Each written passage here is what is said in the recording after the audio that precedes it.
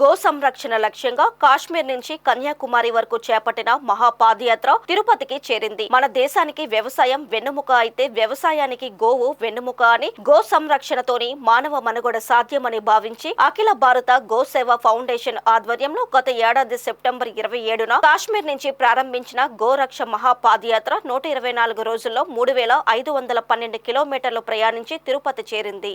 ఈ సందర్భంగా ఫౌండేషన్ నిర్వాహకులు బాలకృష్ణ గురుస్వామి మాట్లాడుతూ, సృష్టిలో మానవులకు అత్యంత మేలు చేసే జంతువు గోవు అని, గోవును సంరక్షిస్తేనే మానవ మనుగడ సాధ్యమని పేర్కొన్నారు. 180 రోజుల్లో 15 రాష్ట్రాల్లో మహాపాదయాత్ర చేసి 4900 కిలోమీటర్ల ప్రయాణించి గోవు విశిష్టతను ప్రపంచానికి తెలియజేసే ప్రయత్నం చేస్తున్నట్లు చెప్పారు.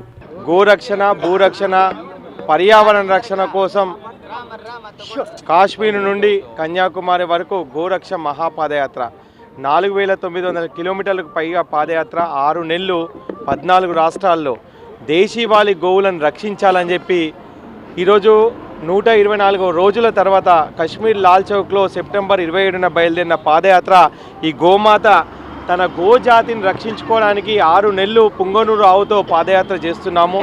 124 రోజుల తర్వాత ఇక్కడికి తిరుపతికి రావడం జరిగింది. ఈరోజు 3512 కిలోమీటర్లకు పైగా పాదయాత్ర చేస్తూ ఈరోజు సాక్షాత్ ఆ వెంకటేశ్వర స్వామికి ఈ గోమాత తన గోసంతతిని కాపాడమని చెప్పి మొరపెట్టడానికి ఇక్కడ కలియుగ వెంకటేశ్వర స్వామి దగ్గరికి వచ్చింది.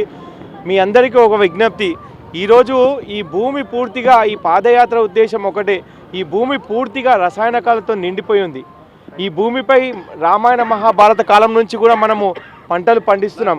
కానీ రామాయణ మహాభారత కాలం నుంచి ఈ భూమిపై పంటలు పండిస్తూ వచ్చాం. కానీ భూమి పూర్తిగా రసాయనకాలతో నిండిపోయి బంజరుగా తయారైంది. మనం తింటున్న ఆహారం అంతా కూడా పౌష్టికత లేని ఆహారం. మన పిల్లలు, మనందరం పేద మధ్యతరగతి కుటుంబీకులం, మనకు కావాల్సింది ఆరోగ్యం. అందుకే కేంద్ర రాష్ట్ర ప్రభుత్వాలను అందరినీ కూడా ఆరోగ్యం కోసం ఢిల్లీలో అమిత్ షా గారిని, నితిన్ గడ్కరీ గారిని, అన్ని రాజకీయ పార్టీల నాయకులను, సాధులను, సంతులను కలుసుకుంటూ కావాల్సిన ఆరోగ్యం, ఈ భూమి సారవంతమైతేనే మనందరికీ ఆరోగ్యం వస్తుందని, ఈ దేశీవాలి గోవులను గోహత్యలు చేయొద్దు, గోవును రక్షించాలి, అదేవిధంగా ఈ భూసారాన్ని పెంచాలంటే ఈ గోవుతోనే సాధ్యం అని చెప్పేసి ఈ గోరక్ష మహాపాదయాత్ర మేము చేస్తున్నాం. ప్రతి ఊరు వాడ ప్రజల్లో చైతన్యం తీసుకురావడానికి ఈ మహాపాదయాత్ర.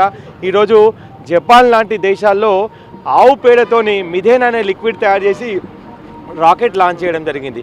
అమెరికా లాంటి దేశాల్లో కౌ కడ్లింగ్ పేరుతోని దేశీవాలి ఆవులను ఒక 10 నిమిషాలు పట్టుకున్నట్టయితే మానసిక రుగ్మతలన్నీ వెళ్ళిపోతాయి. ఈరోజు ఆవు మూత్రంతో క్యాన్సర్ లాంటి మహమ్మారి పోతుంది.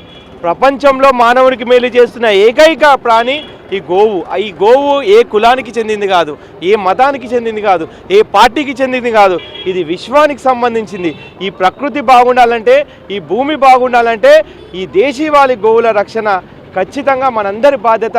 ఈరోజు దాదాపు ప్రపంచంలో 40 దేశాలు మన దేశీవాలి గోవులను వాళ్ళ దేశాలకు తీసుకెళ్ళి అక్కడ బ్రీడింగ్ చేసి, ముస్లిం దేశాలైన ఇజ్రాయెల్, బ్రెజిల్ లాంటి దేశాల్లో కూడా మన దేశీవాలి గోవుల సంతతి వాళ్ళు పెంచి అభివృద్ధి చేస్తున్నారు. అలాంటి గోవులను రక్షించాల్సిన బాధ్యత ప్రతి ఒక్క భారతీయుడిపై ఉంది. కాబట్టి ఈ గోవు లేకపోతే సనాతన ధర్మమే లేదు, ఈ గోవు లేకపోతే మన బతుకులే లేవు, ఈ గోవు లేకపోతే ఈ భూమి లేదు. భూమి కాపాడకపోయినట్టయితే రాబోయే మన భవిష్యత్ తరాలకు ఆహారం లేక అలమటించిపోతారు. కాబట్టి ఈ భూమిని కాపాడాలని చేస్తున్న మహాయజ్ఞం ఇది. ఒక సోషల్ కాజ్ కోసం చేస్తున్న మహాయజ్ఞం. ప్రతి భారతీయుడు దీనిపై స్పందించాలి. భారతదేశంలో ఉన్న 150 కోట్ల మందికి ఈరోజు భారతదేశం అంటే ప్రపంచానికి అన్నపూర్ణగా అవతరించింది. ఎందుకంటే అందరికీ అన్నం పెట్టిన అమ్మ దగ్గరనే పంటలు పండకపోయినట్టయితే మనం ఏం తిని బతుకుతాం. కాబట్టి మన బాధ్యత ఈ గోవును రక్షించాం, మన బాధ్యత ఈ ధర్మాన్ని రక్షించాం. బోలో భారత్ మాతాకి జై, గో మాతాకి జై.